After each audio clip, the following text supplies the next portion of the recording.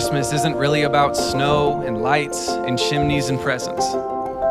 It's not about malls and movies and bells and sleighs. It's not about cards and carols and candy and cheer. Christmas is about a king. A king who became a baby, and a baby who became a savior. Christmas is about a light that shatters the darkness and begins a new day. Christmas is about a gift, not a toy wrapped in paper, but a savior swaddled in a manger. Christmas is about a home, the savior leaving his so we could have one forever. Christmas is about the creator who entered into creation and shared in our humanity but never our depravity. Christmas is about a cross, because there's no heaven without Calvary and no Calvary without Bethlehem. Christmas is about Jesus. He's the reason for the season and every day, hour, and moment. Christmas is about you. Because while it's true that Christ came into the world for you, don't forget that you came into the world for Christ.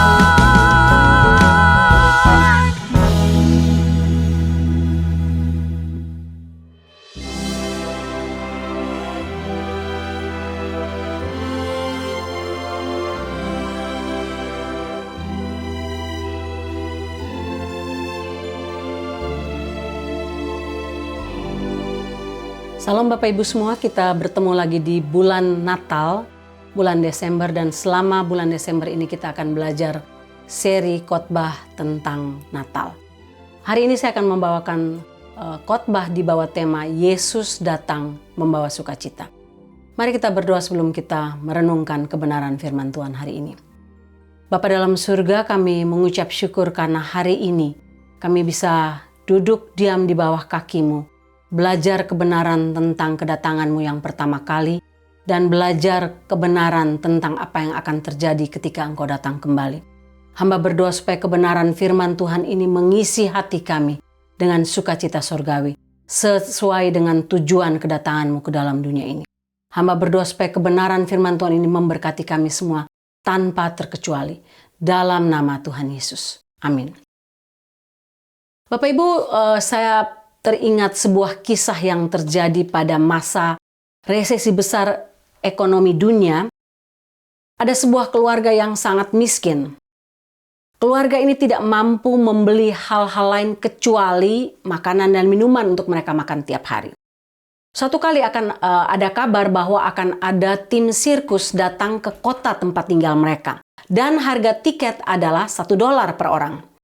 Nah, salah satu anak dari keluarga ini ingin sekali untuk ikut. Dia datang kepada ayahnya, "Pak, saya kepengen untuk ikut sirkus itu, untuk nonton." Bapaknya bilang, "Kita tidak punya uang, mungkin kamu bisa bekerja sampingan apa di luar sana dan Papa akan menambahkan kepada kamu sedikit sampai jumlahnya mencapai $1. Dan anak itu melakukannya karena dia begitu ingin nonton sirkus. Singkat cerita, uangnya terkumpul $1, bapaknya menambahkan dan mereka membeli tiket sirkus dengan harga $1. Kemudian pada hari hanya anak itu pergi ke jalan untuk melihat. Waktu dia sampai di jalan besar, jalan utama kota itu, semua tim sirkus itu datang berparade. Dan dia begitu senang melihat badut, melihat gajah, melihat semua orang, para pemain sirkus dan sebagainya berjalan dalam parade di jalan kota itu. Dia benar-benar semangat, Bapak Ibu. Waktu dia menonton parade itu, salah seorang badut datang kepada dia dan dia memberi tiket yang dia pegang itu kepada badut itu yang mengambilnya dan membawanya pergi. Kemudian dia bergegas pulang ke rumahnya. Dia menceritakan kepada ayahnya bagaimana tim sirkus itu sungguh-sungguh fantastik. Bapaknya bilang, "Kenapa kamu pulang sebelum waktunya? Ini belum jam.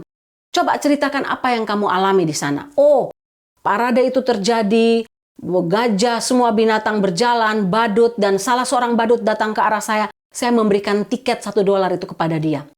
Bapaknya menggendong anaknya dan bapaknya sangat sedih karena apa? Bapaknya tahu yang tadi anaknya nonton hanyalah parade sirkus di jalan. Parade tim sirkus di jalan besar kota mereka. Dan bukan acara sirkus itu sendiri.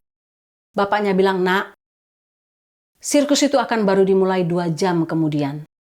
Tapi tidak apa-apa, kamu sudah di rumah." Bapak Ibu, mengingat kisah ini mengingatkan saya akan apa yang terjadi dengan kehidupan orang Kristen. Banyak kali orang Kristen melakukan hal yang sama. Kita berpikir, "Oh, kita merayakan Natal."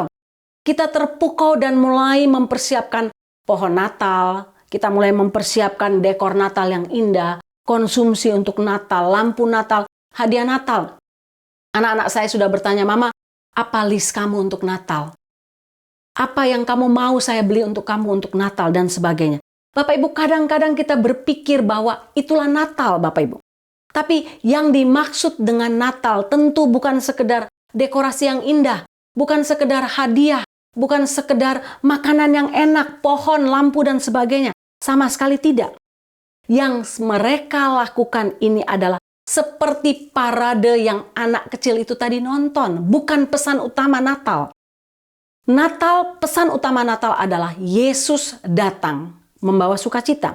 Itulah pesan yang disampaikan oleh malaikat kepada para gembala yang menjaga kawanan domba pada malam Natal pertama ketika bayi Yesus lahir. Apa pesan Natalnya? Kita baca Lukas pasal 2 ayat 10 dan ayat 11. Lalu kata malaikat itu kepada mereka, "Jangan takut, sebab sesungguhnya aku memberitakan kepadamu kesukaan besar untuk seluruh bangsa. Hari ini telah lahir bagimu juru selamat, yaitu Kristus Tuhan di kota Daud." Bapak Ibu, apa artinya Natal Yesus membawa sukacita? Yesus datang ke dalam dunia ini membawa sukacita. Mari kita gali kebenaran melalui Lukas pasal 2 ayat 10 dan ayat yang 11. Yang pertama, ketika kita bicara tentang membawa sukacita, lihat apa yang dikatakan oleh malaikat kepada para gembala pada malam Natal yang pertama. Apa malaikat katakan? Jangan takut. Bagian yang pertama kita akan lihat ini, ayat 10a. Jangan takut. Bapak Ibu, saya yakin tidak ada seorang pun mampu bersukacita ketika hatinya penuh dengan ketakutan. Nggak ada. Ketika hati kita penuh dengan ketakutan, kepanikan, tidak ada satupun di antara kita mampu merasakan sukacita pada saat yang bersamaan. Ketika seorang merasa takut, merasa terancam, Orang mungkin bisa bersukacita pada waktu ada penderitaan, ada masalah berat, tapi tidak pada waktu dia ketakutan. Saya ingin Bapak Ibu melihat video ini sebentar. Headlines this morning in France about the number of elderly women being attacked and raped thanks to illegal immigrants. In 2022, Europe saw over 330,000 illegal immigrants arrive by boat and train. And in the spring of that year, already an 82% increase over last year. And they've done nothing to stop it. And now, today, we have this. Take a look at this. So this is Al Jazeera reporting that upwards of 500,000 people have gathered in Northern Africa ready to invade Europe, essentially. Maybe nothing will happen. Maybe all of these people that are, filing in by the giant semi-truck flatbeds are just going to hang out. Maybe they're all together to go to a Taylor Swift concert. Ya, Bapak Ibu, inilah yang terjadi ketika daratan Eropa ini di-invade oleh orang-orang Afrika yang datang dalam jumlah bukan 1-2 orang, tapi dalam jumlah ratusan ribu datang bersamaan. Hal ini tidak terjadi di Eropa saja Bapak Ibu, tapi hal ini terjadi di California, di New York, di berbagai state di Amerika. Orang-orang yang merupakan penjahat yang baru dilepaskan dari penjara dari berbagai negara, orang-orang laki-laki yang dianggap seperti kaum prajurit itu dilepas, dibawa ke sini secara bebas, tanpa batas. Mereka bahkan mungkin dibiayai. Dan ini sangat menakutkan karena mereka ada di mana-mana sekarang. Kita tidak punya rasa aman, kita mungkin hidup dalam ketakutan. Belum lagi apa yang terjadi dengan toko-toko yang dirampok di siang hari, bukan di malam hari Bapak Ibu. Pemiliknya dibunuh ketika berusaha untuk membela diri. Dan ini kita lihat tiap hari di mana saja. Kadang-kadang saya berpikir apakah ini sudah dianggap normal ketika saya pergi belanja ke beberapa toko, orang datang curi dan sudah dibiarkan begitu saja. Seolah-olah ini sesuatu yang normal dan tidak mengejutkan kita lagi. Orang tua yang tinggal di rumah sendirian menjadi sasaran empuk para perampok. Sekalipun rumah mereka telah dilengkapi dengan teknologi yang tinggi, toh mereka tetap dapat menjadi sasaran perampokan. Tidak saja dirampok, diperkosa, dilukai, dibunuh. Anak-anak gadis kita diberi pesan kalau bisa hati-hati dengan parkiran. Hati-hati kemana-mana. Kalau bisa bawa pepper spray. Di mana saja mereka bisa ditangkap oleh sex offender. Ditangkap untuk dijual sebagai budak seks, human trafficking, dan sebagainya. Sehingga kejahatan makin hari makin meningkat. Dan ini bukan terjadi dalam film-film Hollywood. Seperti yang biasa kita lihat Bapak Ibu. Tidak. Ini terjadi di sekeliling kita. Di California, di Orange County, di LA County, di mana saja. Tidak ada lagi tempat yang aman dan ini menjadi sesuatu yang menakutkan Bapak Ibu. Belum ditambah lagi dengan hal-hal lain yang menakutkan. Makanan kita yang diracun, minuman kita yang diracun, belum lagi soal perang dan berbagai hal lain. Dan hal yang sama terjadi pada masa Natal yang pertama. Sangat mengejutkan bahwa emosi manusia yang pertama kali yang ditemukan oleh malaikat ketika malaikat mengunjungi para gembala adalah rasa takut. Sedikit latar belakang tentang kondisi dunia sebelum Tuhan Yesus lahir, Bapak Ibu. Waktu itu kekaisaran Romawi menguasai hampir seluruh dunia pada masa itu. Sekitar tahun 167 sebelum Masehi, Antiochus Epiphanes memerintah dan ia sangat jahat. Ia mengekang kebebasan beribadah orang Yahudi, dia meniadakan sistem imamat, dia menodai bait Allah dengan kebebasan beribadah orang Yahudi, lalu dia mencemarinya dengan binatang haram Bapak Ibu di tengah-tengah sinagog. Dia mendirikan sebuah altar berhala, Bapak Ibu bisa baca ini dalam Markus pasal 13. Ini sama saja dengan memperkosa sistem ritual orang Yahudi. Perlawanan kepada orang Yahudi terhadap orang Yahudi kemungkinan berakhir dengan dikembalikannya peran para imam dan kondisi bait Allah. Tapi periode selanjutnya ini merupakan peristiwa yang diwarnai dengan perang, dengan kekerasan, dengan pertikaian. Itu tidak berakhir ketika Herodes Agung memerintah menggantikannya. Dia memerintah di atas takhta dengan kejahatan yang lebih besar lagi. Sangat kejam Bapak Ibu. Dia mampu melampiaskan amarahnya kepada siapapun yang menjadi sasaran ketidaksukaannya. Bahkan dia membunuh banyak orang, bahkan keluarganya sendiri. Kalau keluarganya tidak mau mendukung rencana dia, tidak mau melaksanakan rencana dia, dia akan menghukum mereka, bahkan membunuh mereka. Belum lagi pasukan Romawi yang terdiri dari para legion yang angkuh, yang bertangan besi. Mereka tidak peduli kamu, mereka akan bunuh dengan cara yang sadis. Bapak Ibu, itulah yang terjadi. Dan apa? Perang terjadi sana-sini dengan perekonomian yang tidak menentu. Itulah Natal pertama. Yesus lahir di tengah-tengah situasi seperti itu. Natal pertama cenderung diwarnai dengan situasi yang kelam. Bangsa Israel sedang dijajah oleh kekasaran Romawi. Mereka dihimpit, mereka disiksa, mereka diinjak, mereka tertekan. Dan mereka tinggal di tanah miliknya sendiri, di atas rumah milik mereka sendiri. Tapi mereka tidak punya kekuasaan atas apa yang menjadi milik mereka. Dan mereka menjerit kepada Tuhan, mengharapkan Tuhan mengirimkan Mesias, mengirimkan juru selamat. Dalam keadaan ketakutan mereka, kapan ketakutan mereka ini berganti dengan sukacita? Bapak Ibu, itu kondisi Natal yang pertama. Sehingga bagian yang dibawakan oleh malaikat kepada mereka adalah, pesannya adalah jangan takut. Karena Mesias yang mereka nantikan itu telah lahir. Bukan akan lahir, telah lahir bagi mereka. Ini merupakan berita yang benar, ini bukan fake news, bukan berita palsu. Bapak Ibu, sama dengan apa yang terjadi pada masa sekarang. Ketika kita merayakan Natal sekarang, kita pun hidup dalam ketakutan. Saya nggak tahu bagaimana dengan Bapak Ibu. Tapi kondisi dunia sekarang, apalagi sejak dari COVID 2020 sampai sekarang, kondisi dunia tidak menentu. Dan tidak akan makin lebih baik. Tiap hari ada berita yang menakutkan, khususnya kita yang tinggal di sini. Berita perang, berita perampokan, berita pembunuhan, penculikan, berita keruntuhan ekonomi, virus baru setiap hari, bencana alam di mana-mana, gempa bumi di berbagai tempat, termasuk di California.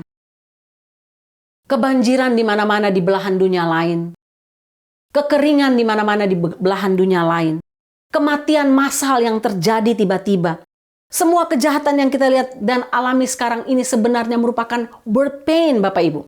Kalau kita baca dalam Yohanes pasal 16 ayat 21, saya nggak akan baca untuk kita semua. Matius 24 ayat 8, Markus 13 ayat 8, 1 Tesalonika 5 ayat 3. Semua berbicara tentang birth pain. Semua ini memang akan terjadi sebelum kedatangan Tuhan Yesus kembali. Sehingga malaikat Tuhan katakan jangan takut. Sama seperti Natal yang pertama, jangan takut. Karena Mesias telah lahir bagimu dan ini berita nyata. Mesias itu datang membawa sukacita, menggantikan ketakutan kamu dengan sukacita. Hal yang sama terjadi untuk kita pada masa sekarang. Kita melihat semuanya terjadi pada saat yang bersamaan. Birth pain, seperti perempuan yang sakit melahirkan. Semua itu harus terjadi, harus tergenapi sesuai dengan nubuatan tentang kedatangan Tuhan Yesus kembali. Dan hari ini kita belajar untuk tidak takut. Tidak perlu takut, kenapa?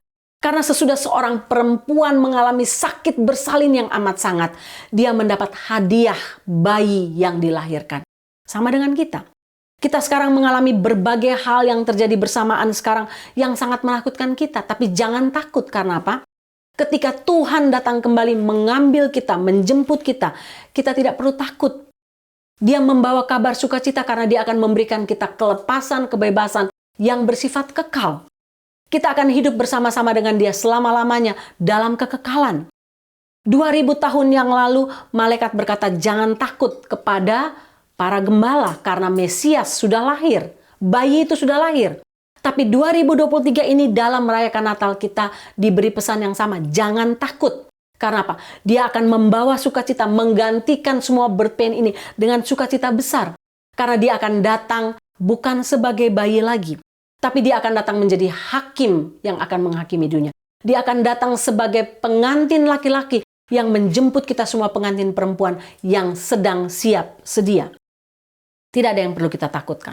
Bapak Ibu mendengar berita yang menakutkan di mana-mana, Tuhan bilang jangan takut. Karena apa? Dia akan datang segera menjemput kita. Yang kedua, Bapak Ibu, yang kita belajar dari Lukas pasal 2 ayat 10 dan 11 ini. Kemana alamat kabar sukacita ini? Kemana tujuannya? Kabar sukacita ini diberikan bagi seluruh bangsa. Ayat 10b. Sesungguhnya aku memberitakan kepadamu kesukaan besar untuk seluruh bangsa. Bapak Ibu, ini inti berita Natal. Natal selalu berbicara tentang sukacita. Karena Natal adalah bentuk kepedulian Allah kepada umatnya. Yohanes 3 ayat 16. Malaikat berkata bahwa kabar bahagia ini, kabar sukacita ini tidak hanya diperuntukkan untuk para gembala. Tidak hanya diperuntukkan untuk orang Yahudi. Mungkin para gembala berpikir kabar bahagia ini hanya diperuntukkan kepada mereka, gembala orang Yahudi. Tidak.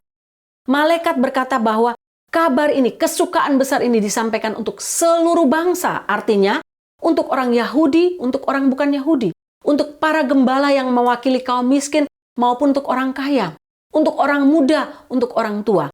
Untuk anak-anak, untuk para remaja. Untuk siapa saja. Untuk orang yang berasal dari status sosial manapun. Orang yang berpendidikan, orang yang tidak berpendidikan. Dari jenis kelamin laki-laki, perempuan. Dari keahlian apapun. Orang kaya, orang miskin. Orang yang tidak mampu, orang elit. Rakyat biasa dan pemerintah. Semua kabar baik ini ditujukan kepada semua bangsa. Semua tingkat sosial manusia. Kabar sukacita ini akan membawa perubahan hati bagi orang yang mau percaya kepadanya. Bapak Ibu bayangkan, sejak kabar sukacita ini disampaikan, para kanibal yang hidup buas, yang memakan manusia kemudian berubah menjadi misionaris yang suka damai. Saya membaca tentang seorang skeptis yang berada di Pulau Laut Selatan. Dia mengejek kekristenan di desa itu. Dan kepala sukunya berkata kepadanya, kalau para misionaris tidak membawa kabar sukacita kepada kami, dan kami tidak menerima percaya kepada kabar sukacita itu, kami pasti sudah menyantapmu untuk makan malam sekarang ini. Kemanapun pergi, kabar sukacita Injil mengubah hati orang berdosa di seluruh dunia. Injil, kabar sukacita adalah kekuatan Allah yang menyelamatkan orang percaya. Roma pasal 1 ayat 16. Sukacita yang dialami oleh para gembala itu menjadi sukacita kita sampai saat ini. Karena kelahirannya ke dalam dunia memberikan hidup kekal yang tidak dapat diberikan oleh siapapun dalam dunia ini. Oleh manusia terkuat siapapun dalam dunia ini. Oleh siapapun yang menyebut dirinya nabi, raja, kaisar, dan sebagainya. Tidak ada. Hidup kekal kita adalah anugerah gratis yang diberikan Tuhan kepada kita.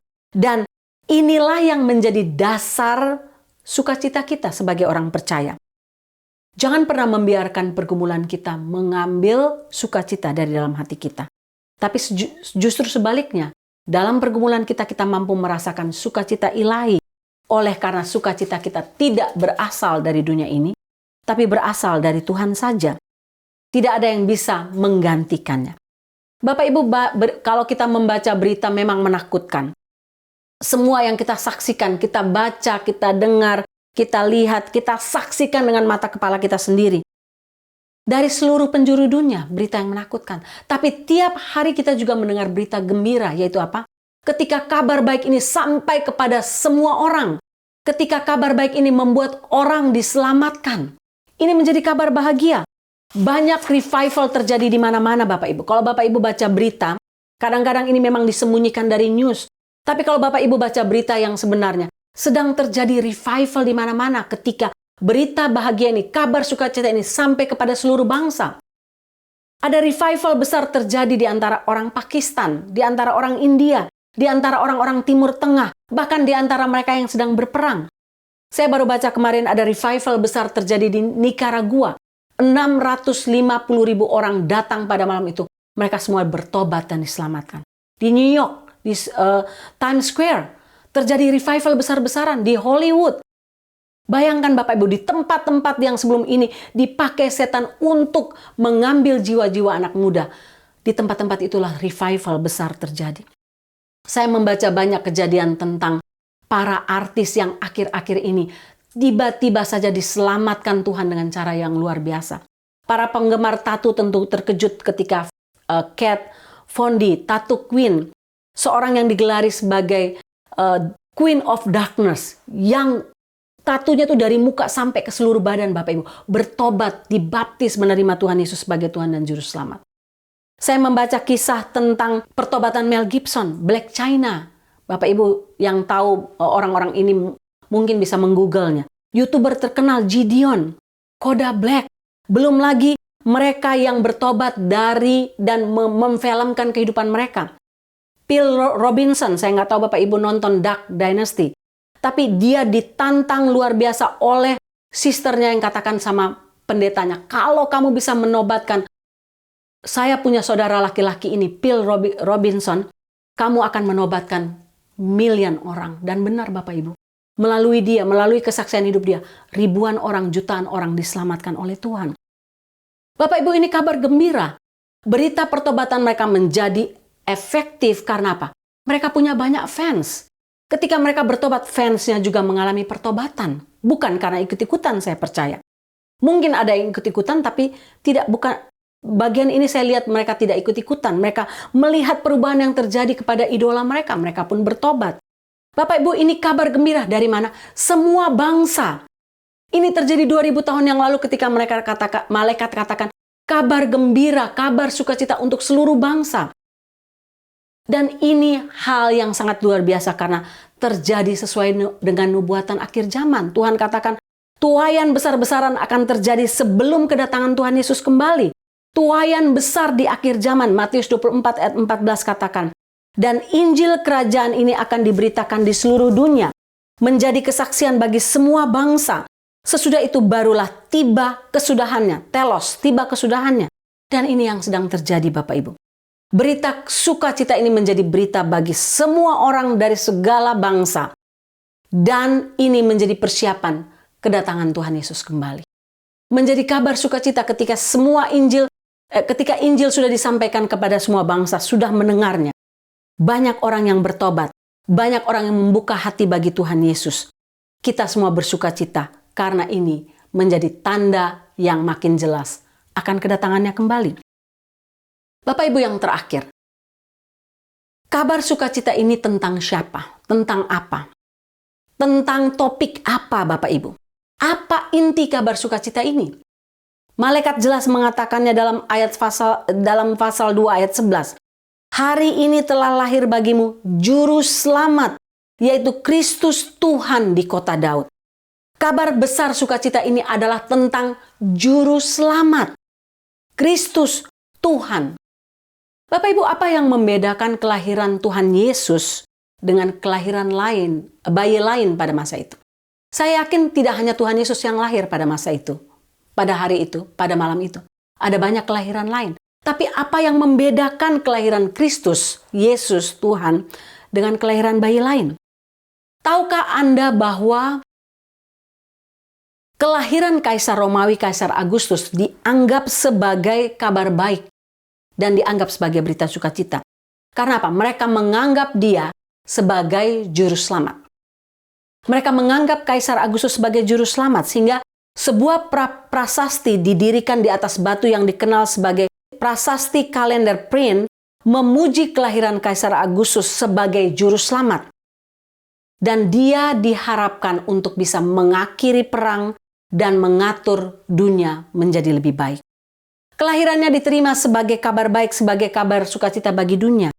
Jadi kelahiran siapa yang lebih baik Bapak Ibu? Kelahiran siapa yang lebih spesial sebenarnya? Yang lebih membawa kabar sukacita? Kelahiran Kaisar Agustus kah ataukah kelahiran Yesus Kristus? Sebelum Bapak Ibu menjawabnya, saya ingin memberitahu Bapak Ibu bahwa kabar baik dari Kaisar Agustus adalah seperti ini. Jika negara-negara yang tidak berada di bawah pemerintahannya menyerah kepada pasukannya, berjanji setia kepadanya, negara-negara tersebut akan selamat dari kehancuran pasukan Kaisar Agustus. Kalau tidak, mereka akan habis. Selain itu, Kaisar Agustus tidak akan mengakhiri perang untuk mendapatkan kekuasaan. Tidak akan. Kabar baik kelahiran Kaisar ini berakhir ketika Kaisar Agustus akhirnya meninggal dunia. Beda dengan kelahiran Yesus Kristus. Kelahiran Yesus Kristus masih menjadi kabar sukacita, kabar baik dari 2000 tahun yang lalu sampai detik ini. Sampai ketika Bapak Ibu mendengarkan firman Tuhan ini. Keselamatan yang ditawarkannya adalah keselamatan kekal dari kehancuran dan penindasan oleh karena dosa, oleh karena kutuk dosa. Bapak Ibu, tawaran keselamatan Tuhan Yesus ini tidak datang dari keinginan untuk merebut kekuasaan, tidak sama sekali. Karena dia yang punya langit dan bumi, dia yang punya kuasa atas langit dan bumi. Keselamatan yang ditawarkannya adalah kebebasan sejati dari perbudakan akan dosa. Malaikat itu mengatakan bahwa juru selamat telah dilahirkan bagi para gembala dan bagi seluruh umat manusia. Bapak Ibu, pernahkah Bapak Ibu mempertimbangkan kelahiran juru selamat itu? Lahir bukan untuk orang lain, tapi untuk pribadi Bapak Ibu dan saya. Tuhan Yesus tidak lahir hanya untuk orang lain, tapi untuk kita secara pribadi. Dan pernahkah kita berpikir bahwa ini adalah kabar sukacita terbesar dalam seluruh sejarah dunia ini? Yaitu apa? Yesus datang melepaskan kita dari hukum maut dan menerima keselamatan kekal. Sukacita karena kita diselamatkan dari hukum maut, dari api neraka Bapak Ibu. Bukan karena sukacita karena Bapak Ibu bisa mendapatkan loto 200 million US dollar, bukan. 200 million US dollar mungkin Bapak Ibu bisa dapatkan dalam semalam, tapi bisa habis dan tidak dibawa sampai dalam kerajaan Allah. Tidak ada seorang pun bisa mempertahankan hartanya, satu biji pun untuk dibawa ke dalam kerajaan surga, tidak. Atau dibawa ke dalam api neraka, tidak. Tidak ada. Tapi berita sukacita ini, juru selamat, keselamatan kekal, adalah sesuatu yang kita terima dalam hati kita, mengubah hidup kita dan akan kita bawa sampai selama-lamanya. Sehingga kita masing-masing membutuhkan juru selamat, Bapak Ibu. Kita masing-masing membutuhkan Kristus bukan karena ikut-ikutan. Bukan. Seperti yang saya cerita tadi, para idolanya bertobat, fansnya ikut bertobat. Mudah-mudahan itu tidak ikut-ikutan. Karena kita tidak bisa menerima keselamatan secara ikut-ikutan. Tidak bisa, Bapak Ibu. Itu harus merupakan keputusan kita pribadi masing-masing. Oh, karena pacar saya Kristen, saya jadi Kristen. Oh, karena suami saya Kristen, saya jadi Kristen. Oh, karena orang tua saya Kristen, saya jadi Kristen. Tidak bisa, Bapak Ibu. Tiap-tiap kita harus memutuskan sendiri untuk menerima Tuhan Yesus sebagai Tuhan dan Juru Selamat. Tidak bisa merupakan ikut-ikutan. Saya baca satu kisah menarik tentang seorang istri yang membakar daging domba. Dengan cara apa? Tiap kali dia bakar daging domba dan mau panggang, dia itu memotong domba itu pada bagian ujung, kemudian memasukkannya dalam dua bagian. Nah, waktu suaminya tanya, kenapa kamu potong dombanya itu seperti harus dibagi dua, di bagian ujungnya dipotong? Oh, saya nggak tahu karena mama saya mengajarkan itu. Kemudian dia bertanya kepada mertuanya, Ibu boleh saya tahu kenapa kamu mengajarkan untuk membakar domba atau memotong domba itu separuh-separuh kemudian ditaruh ke dalam oven? Oh, saya nggak tahu karena itu mama saya yang mengajarkannya. Kebetulan mamanya masih hidup, neneknya masih hidup. Mereka bertanya kepada neneknya, kenapa kamu memotong domba itu menjadi dua? Neneknya katakan, karena pada zaman dahulu, oven kami kecil, tidak seperti oven sekarang yang besar. Untuk bisa masuk ke dalam oven seluruhnya, saya harus memotong bagian ujung dari domba itu, supaya bisa masuk semuanya. Bapak Ibu lihat apa yang terjadi? Orang melakukan sesuatu karena ikut-ikutan. Bukan karena ada dasar yang sah, dasar yang legal, dasar yang benar. Tidak demikian dengan keselamatan, Bapak Ibu. Keselamatan kita tidak bisa memperoleh keselamatan karena ikut-ikutan. Tidak bisa. Saya memilih menjadi Kristen, saya memilih menjadi pengikut Tuhan. Karena saya menerima Dia sebagai Tuhan dan Juru Selamat pribadi dalam hati saya, yang bisa mengubah hidup saya, yang membawa sukacita dalam hati saya, bukan karena saya ikut-ikutan. Bapak Ibu, semua orang harus sampai kepada titik ini. Titik di mana dia menerima Tuhan Yesus sebagai Tuhan dan Juru Selamat, dan terjadi perubahan hidup dalam hidup dia. Harus terjadi perubahan hidup dalam hidup dia. Dan inilah yang dialami oleh para gembala pada masa itu. Dialami oleh orang Kristen mula-mula pada masa itu. Dan dialami oleh kita semua sekarang. Kita yang menerima Dia sebagai Tuhan dan Juru Selamat, menerima Dia karena itu keputusan pribadi dan bukan karena ikut-ikutan. Mungkin kita tidak pernah menjadi orang Kristen yang memiliki sukacita dalam hati kita. Karena kita tidak pernah sampai pada titik ini. Kita tidak pernah sampai pada titik di mana kita membuka hati kita, mengundang Dia, menerima Dia sebagai Tuhan dan Juru Selamat. Born again, lahir kembali. Sehingga hidup kita dipenuhi dengan kemarahan, dengan keegoisan. Kita menjadi orang Kristen tapi seperti orang Kristen KTP, orang Kristen yang hanya atas nama ID-nya adalah orang Kristen, tapi tidak pernah terjadi perubahan hidup. Tidak ada buah roh sukacita dalam hati kita, tidak ada kasih. Yang ada hanya keegoisan, yang ada hanya pementingan diri sendiri, yang ada hanya kebencian, kemarahan, dan sebagainya. tidak pernah menerima sukacita sejati dalam hidup kita. Bapak Ibu, dunia sedang panik ketika perang bergolak antara Israel dan Palestina, Hamas, tanggal 7 Oktober lalu, sampai sekarang masih berlangsung Bapak Ibu. Sudah 2 bulan ini berlangsung. Makin banyak negara terlibat membentuk koalisi masing-masing. Perpecahan terjadi di mana-mana. Saya dengar ada keluarga yang terpecah. Suami, istri, dan anak terpecah oleh karena yang satu membela Israel, satu membela Palestina. Terjadi di sekolah, terjadi di gereja, terjadi dalam kantor. Di mana saja Bapak Ibu perpecahan ini terjadi. Dan tentu kalau ada perpecahan tidak akan ada sukacita. Bapak Ibu, kalau kita melihat kondisi yang sekarang, kapan saja perang dunia ketiga bisa pecah. Bisa terjadi perang nuklir kapan saja Bapak Ibu. Sehingga kalau Bapak Ibu baca berita, banyak orang kaya sudah mempersiapkan bunker, rumah bawah tanah mereka yang elit untuk kalau sampai terjadi perang nuklir, mereka akan segera masuk ke dalam bunker-bunker mereka yang sudah mereka siapkan. Bapak Ibu, bukankah ini menakutkan? Tapi tidak ada yang perlu kita takutkan kalau kita sudah menerima sukacita surga itu dalam hati kita. Menerimanya sebagai bagian dari hidup kita, bagian terpenting dari hidup kita. Kita tidak perlu takut. Jangan takut. Kabar sukacita ini diperuntukkan oleh seluruh dunia. Kabar tentang juru selamat. Dia akan datang kembali untuk menjemput kita. Kita yang sudah menerima sukacita ini akan pulang dengan sukacita ketika Tuhan datang kembali menjemput kita. Ketika kita terangkat. Tapi pertanyaan penting untuk Bapak Ibu sekarang di hari Natal ini adalah, sudah siapkah Bapak Ibu? Kalau Bapak Ibu mendapati, oh saya ternyata belum pernah menerima sukacita itu. Saya belum pernah, saya hanya mendengar tapi saya tidak pernah mengundangnya dalam hati. Saya tidak pernah born again, saya tidak pernah lahir baru. Inilah saatnya Bapak Ibu, jangan pernah menundanya. Karena kita tidak tahu kapan hari dan waktunya. Kita tidak tahu kapan dunia ini berakhir. Jangan menunda. Kalau saat ini Bapak Ibu mendapati, saya belum pernah born again, belum pernah menerima kabar sukacita itu dalam hati saya. Terimalah, buka hati Bapak Ibu, terima dia sekarang, undang dia masuk dalam hati Bapak Ibu. Terima sukacita besar itu. Tapi kalau sudah, Bapak Ibu katakan, oh saya sudah born again, saya sudah lahir baru. Sudahkah ada buah-buah roh lahir dari dalam hidup kita? Adakah relasi yang kita bangun tiap-tiap hari? Atau kita hanya sekedar menjadi orang Kristen biasa-biasa saja. Orang Kristen legalitas, formalitas, hanya datang ke gereja, tapi masih hidup dalam dosa. Masih hidup dalam kejahatan. Kalau memang begitu, jadilah orang Kristen yang benar-benar siap siaga seperti 5 darah yang bijak, yang mempersiapkan oilnya, mempersiapkan minyaknya. Kapan saja Tuhan Yesus datang, kita siap. Apa itu minyak? Roh Kudus yang hidup dalam hati kita. Buah-buah roh yang kita hasilkan. Kehidupan yang berguna bagi Tuhan dan bagi sesama, dan tidak hidup bagi diri kita sendiri. Kapan saja pengantin laki-laki itu datang, dia akan menjemput pengantin perempuan yang telah siap sedia. Mari kita berdoa.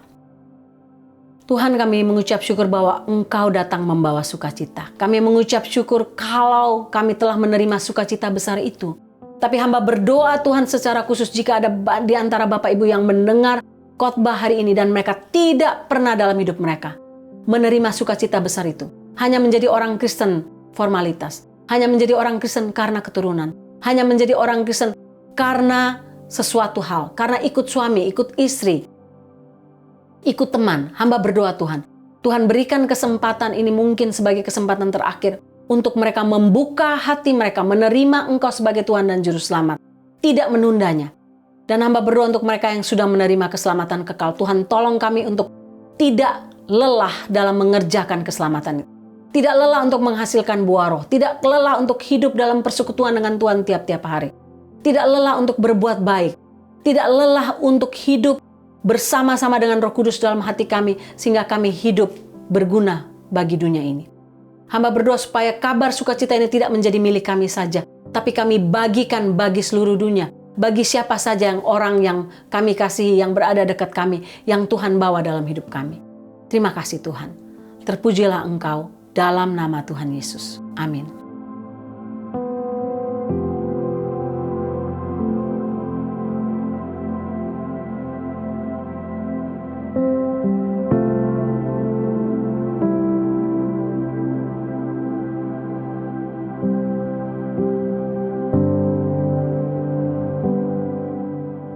Bapak Ibu, kita akan masuk dalam perjamuan kudus hari ini.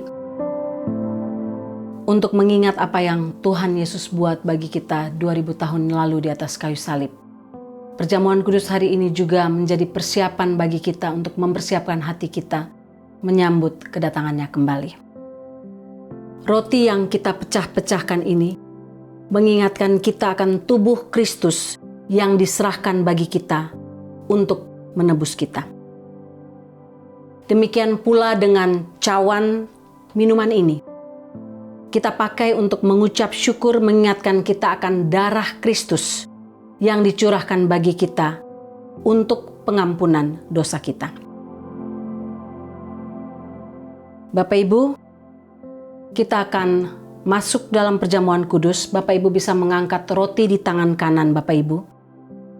Yesus berkata, "Inilah tubuhku yang diserahkan bagi kamu.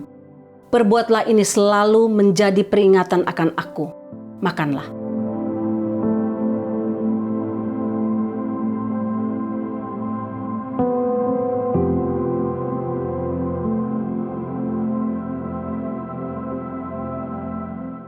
Bapak Ibu bisa mengangkat cawan di tangan kanan Bapak Ibu. Pada malam yang sama Yesus pun mengangkat cawan ini dan berkata, "Cawan ini adalah perjanjian baru yang dimeteraikan oleh darahku. Perbuatlah ini setiap kali kamu meminumnya menjadi peringatan akan aku." Minumlah. Mari kita minum bersama-sama.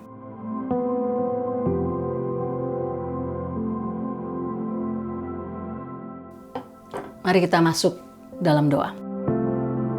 Bapa dalam surga, kami mengucap syukur karena Engkau mati untuk kami di atas kayu salib. Kematian-Mu menandakan kasih yang besar, pengorbanan yang besar yang dilakukan oleh seorang sahabat bagi sahabat-sahabatnya. Kami mengucap syukur untuk apa yang Engkau buat, dan ini menjadi sesuatu yang memotivasi kami tiap-tiap hari untuk hidup kudus, hidup benar, demi membalas kasih dan kebaikan untuk kami. Tolonglah kami untuk hidup dalam kebenaran tiap-tiap hari sambil menantikan waktunya Engkau kembali untuk menjemput kami. Terpujilah nama-Mu Tuhan, dalam nama Tuhan Yesus. Amin.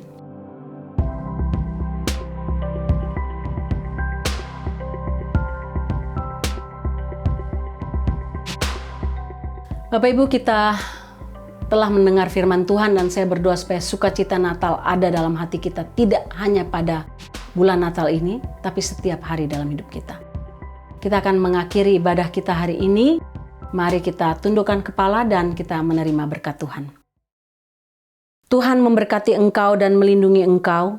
Tuhan menyinari engkau dengan wajah-Nya dan memberi engkau kasih karunia. Tuhan menghadapkan wajah-Nya kepadamu dan memberi engkau damai sejahtera. Amin.